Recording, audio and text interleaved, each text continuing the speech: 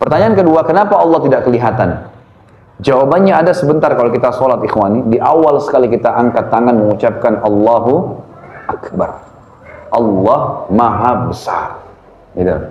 Nah di sini kita bisa tangkap Allah Maha Besar, ini yang jawabannya. Kenapa Allah tidak kelihatan? Karena Allah terlalu besar. Akbar ini dalam bahasa Arab sesuatu yang melampaui batas. Jadi gini, kalau orang Arab lihat sebuah benda besar, bahasa Arabnya kabir. Karena Al-Quran turun dalam bahasa Arab, wahyu Nabi SAW, sunnahnya dalam bahasa Arab, kita pelajari bahasa Arab itu. Kabir, besar, kalau dalam pandangan seseorang yang bahasa Arab, berbahasa Arab. Kalau bagi dia, secara pribadi dia lihat benda, bagi dia pribadi ya, sangat besar. Dan dia yakin tidak ada lebih besar darinya, maka dia mengatakan Akbar. Jadi kalau kita bilang Allahu Akbar, ikrar secara pribadi dalam bahasa Arab, artinya Allah itu memang maha besar, nggak ada yang lebih besar daripada itu. Dari mana memahami ini? Daripada hadis Nabi SAW. Nabi SAW pernah mengatakan, perumpamaan bumi yang kalian tinggali ini dibandingkan dengan langit pertama di atas kepala kalian, itu adalah seperti cincin yang dibuang di padang pasir. Jadi kita berputar-putar dimanapun di bumi ini, dilihat langit pertama di atas kepala yang dikenal dengan sama'id dunia, itu tidak pernah ada ujungnya, karena kita terlalu kecil. Dan terbukti secara ilmiah ikhwani. Semua ilmuwan berkata, miliaran bintang-bintang di atas langit sana, ya, yang itu semua di bawah langit, ya, maksudnya di atas bumi sana, itu semua di bawah langit. Dan ilmuwan sepakat mengatakan tidak ada manusia yang bisa pegang langit dengan tangannya, karena terlalu jauh jaraknya. Antara bumi sama matahari saja jaraknya sudah sekian juta, ya, mil, besarnya sekian juta kali, udah nggak bisa dihitung. Belum lagi dengan bintang-bintang yang lainnya, dan ini miliaran jumlahnya. Dan saya pernah duduk dengan satu orang dosen dari UI, beliau mengajar ilmu pengetahuan alam, ikut kebetulan di dalam daurah saya, lalu dia bilang, Ustadz, yang Ustadz jelaskan ini, secara ilmiah pernah terbukti, kalau di abad 18 Masehi, itu para ilmuwan dengan teknologi canggih yang ada pada saat itu, mereka mengira, mereka menangkap matahari adalah planet terbesar di alam semesta ini. Dan tidak ada lagi lebih besar daripada matahari. Dan mereka dikagetkan di abad ke-19, dengan teknologi yang canggih, ternyata mereka menemukan ada miliaran matahari di alam semesta sana. Miliaran matahari. Dengan planet-planetnya, jaraknya sekian miliar tahun udah, nggak bisa dihitung. Jadi kita ini kecil, seperti debu pasir yang kecil luar biasa gitu kan. Saya pernah baca ikhwani, buku anak saya kelas 2 SD, pernah juga ilmu pengetahuan alam, dan IPA. Kemudian saya baca ada satu judulnya Alam Semesta, ada satu paragraf mengkritik saya, dan saya memang tertarik melihat itu. Saya jadikan di bahan ceramah. Dibilang di situ, jarak secara ilmiah terbukti antara bumi dengan Pluto, planet yang satu matahari dengan kita, itu 274 tahun kecepatan cahaya jaraknya. Jadi saya kadang-kadang berkelakar sama jemaah saya di pengajian, kalau kita kirim astronot masih bayi, umurnya dia 70 tahun, mati tengah jalan, belum sampai di Pluto. Orang cuma bisa pakai alat, nggak tahu di sana 274 tahun, karena manusia sekarang umurnya seperti itu, gitu kan? Jadi nggak mungkin. Itu satu matahari, bagaimana dengan yang lainnya? Dan subhanallah, semua bintang-bintang yang miliaran, jaraknya sekian jauh, itu ya semua di bawah langit. Semua ilmuwan semua sepakat mengatakan tidak ada manusia bisa pegang langit ini dengan tangannya, karena jaraknya terlalu jauh, gitu kan? Baik, kata Nabi SAW. Di atas langit pertama dan langit kedua, yang besarnya digabung antara langit pertama dengan bumi hanya seperti cincin dibuang di padang pasir.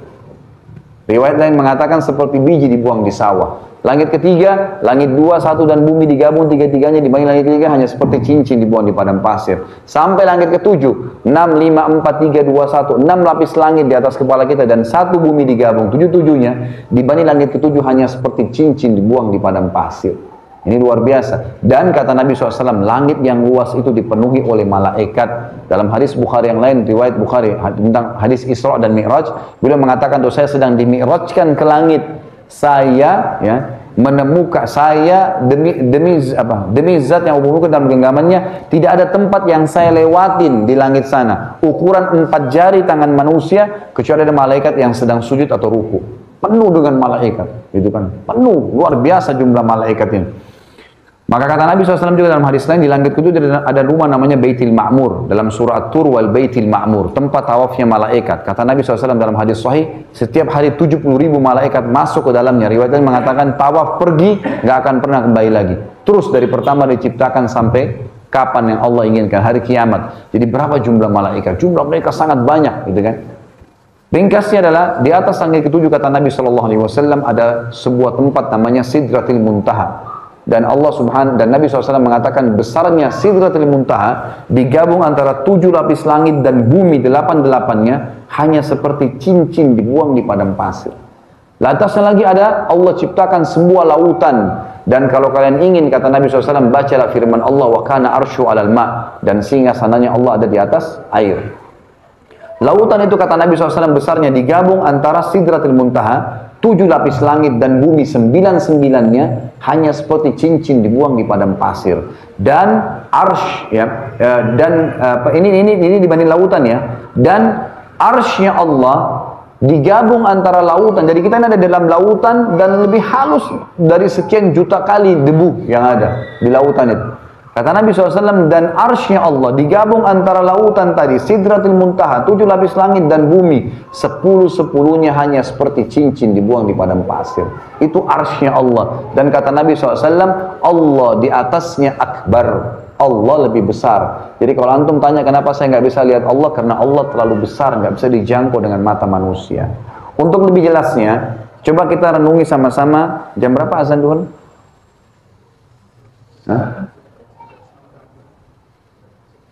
Baik, 5 menit lagi ya. Ada sebuah ayat yang sering kalau antum masih kecil disuruh hafal, dan sampai sekarang kalau antum juga sudah tahu tentunya, dipakai untuk ngusir syaitan, untuk pakai zikir pagi sore. Ayat apa? Ayat kursi. Apa itu ayat, ikhwani? Ayat itu artinya informasi. Kursi itu dalam bahasa Arab bukan seperti yang kita pakai duduk, bahasa Indonesia kursi tempat duduk. Kalau kursi bahasa Arab itu pijakan kaki raja di singgasana. Jadi kalau raja punya singgasana ada pijakan kakinya untuk naik ke atas duduk, itu namanya kursi. Apa Allah bilang dalam ayat kursi? Informasi tentang kursinya Allah, pijakan kakinya. Wasi'ah kursiyuhus samawati wal ard. Pijakan kakinya Allah saja itu telah menutupi seluruh langit dan bumi, gitu kan? Jadi ini ayat firman Allah SWT. Jadi memang pijakan kakinya saja. Bagaimana dengan Allah Azza wa Jalla? Maka Allah tidak kelihatan. Dan penting saya sampaikan ikhwani, bahwasanya Allah Azza wa Jalla ini tidak dilihat di dunia, bukan cuma oleh kita tapi seluruh nabi-nabi.